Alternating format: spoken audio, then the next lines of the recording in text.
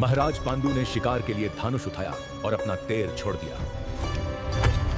हे मूर्ख राजन, तुमने कामुक अवस्था में लीन मृग रूपी मुझे और मेरी पत्नी को अकारण ही मार डाला है। नहीं।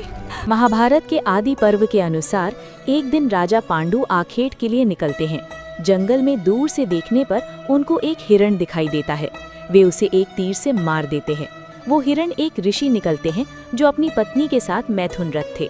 वे ऋषि मरते वक्त पांडु को शाप देते हैं कि तुम भी मेरी तरह मरोगे जब तुम मैथुनरत रहोगे। इस शाप के भय से पांडु अपना राज्य अपने भाई धृतराष्ट्र को सौंपकर अपनी पत्नियों कुंती और माद्री के साथ जंगल चले जाते हैं। जंगल में वे सन्यासियों का जीवन जीने लगते हैं, लेकिन पांडु इस बात से दुखी रहते हैं कि उनकी कोई संतान नहीं है और वे कुंती को समझाने का प्रयत्न करते हैं कि उसे किसी ऋषि के साथ समागम करके संतान उत्पन्न करनी चाहिए। कुंती पर पुरुष के साथ नहीं सोना चाहती तो पांडु उसे ये कथा सुनाते हैं।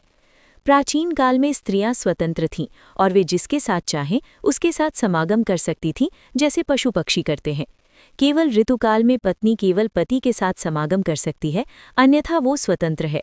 यही धर्म था जो नारियों का पक्ष करता था और सभी इसका पालन करते थे।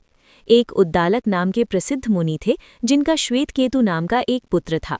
एक बार जब श्वेतकेतु अपने माता पिता के साथ बैठे थे, एक ब्राह्मण आया और श्वेतकेतु की मां का हाथ पकड़कर बोला, आओ चलें। अपनी मां को इस तरह जाते हुए देखकर श्वेतकेतु बहुत क्रुद्ध हुए, किंतु पिता ने उनको समझाया कि नियम के अनुसार स्त्रियां गायों की तरह स्वतंत्र हैं, जिस किसी के भी साथ समागम करने के लिए। इन्हीं श्वेतकेतु के द्वारा फिर ये नियम बनाया गया कि स्त्रियों को पति के प्रति वफादार होना चाहिए और पर पुरुष के साथ समागम करने का पाप भ्रूण हत्या की तरह होगा।